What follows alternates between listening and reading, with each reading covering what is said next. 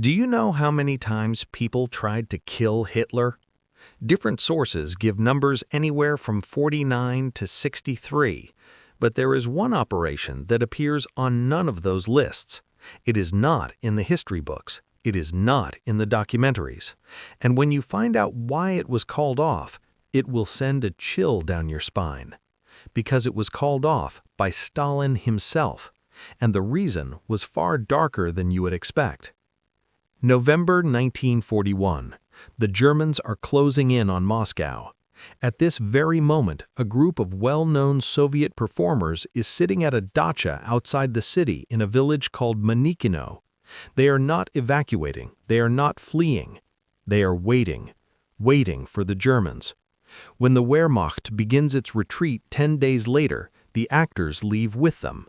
Among them is Vsevolod Blumenthal-Tamarin, matinee idol, celebrated reciter, honored artist of the Soviet Republic, son of a people's artist of the USSR, a man with a famous name.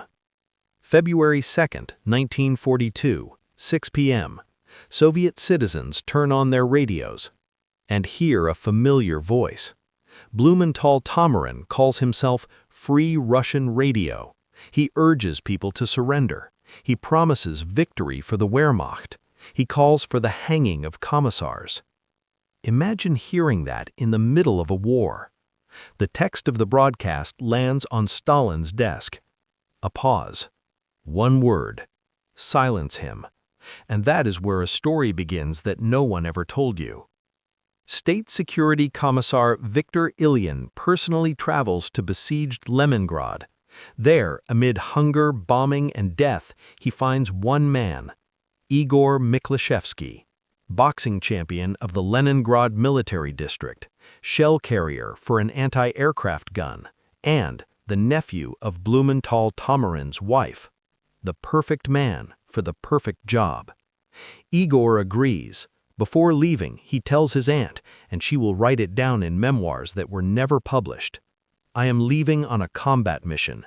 I will most likely not come back, but I will avenge my cousin's death 100-fold. Read that and try not to feel something. Stop.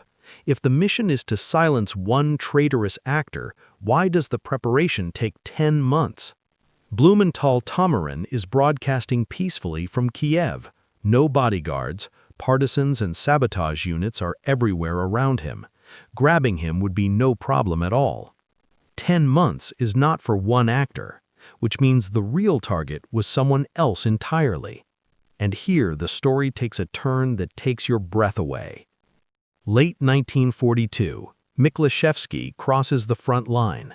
He plays the role of the loving nephew.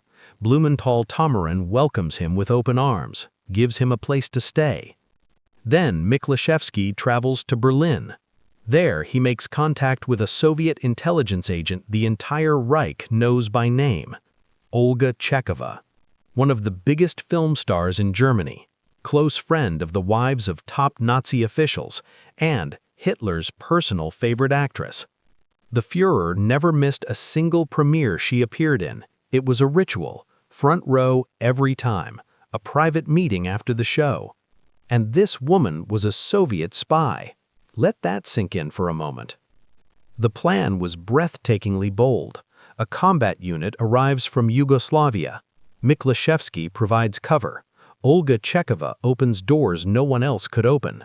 At one of the theatrical premieres where Hitler would be sitting in the front row, a shot would ring out.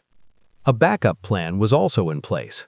Lev Knipper, Olga Chekhova's own brother, a Soviet intelligence officer and composer, happens to find himself in Iran. Officially, he is collecting folk music. In reality, he is waiting for the signal to move through Bulgaria straight to Berlin. Everything is ready. Sudoplatov and Merkulov travel to Stalin. They report, killing Hitler is very likely, killing Göring is certain. Stalin goes quiet, then says, no. Why? Most people assume he feared failure or wanted to protect Olga Chekhova or did not trust his own people. None of that. Stalin stopped the operation because he feared success. If Hitler died, the Nazi generals would immediately sit down with Britain and the United States without the Soviet Union. The USSR would be left out in the cold with no allies, no second front, and no seat at the table when the world was divided up. Hitler alive was useful to Stalin. Sit with that thought for a moment. The operation is cancelled, but Myklishevsky does not stop. He keeps fighting, he joins partisan units, he is severely wounded, he ends up in a German field hospital. Then, in May 1945, he and Blumenthal-Tomarin find themselves together in a small German town called Münsingen. May 10, 1945, the war is already over. Blumenthal-Tomarin is found dead. Cause of death? Unexplained circumstances. 4 kilometers away sits a filtration camp. Its commandant is Captain Spiro, the first cousin of Igor Myklishevsky. This is not a coincidence. The traitor survived the entire war, but he did not survive the reunion with his nephew. They helped her relocate to West Germany, helped her launch a cosmetics company, gave her a new life. That is not how you treat ordinary people. That is how you treat someone you owe everything. The operation that exists on no list, appears in no official record, and is still debated by historians to this day, is over. But one question remains. What would have happened if Stalin had said yes?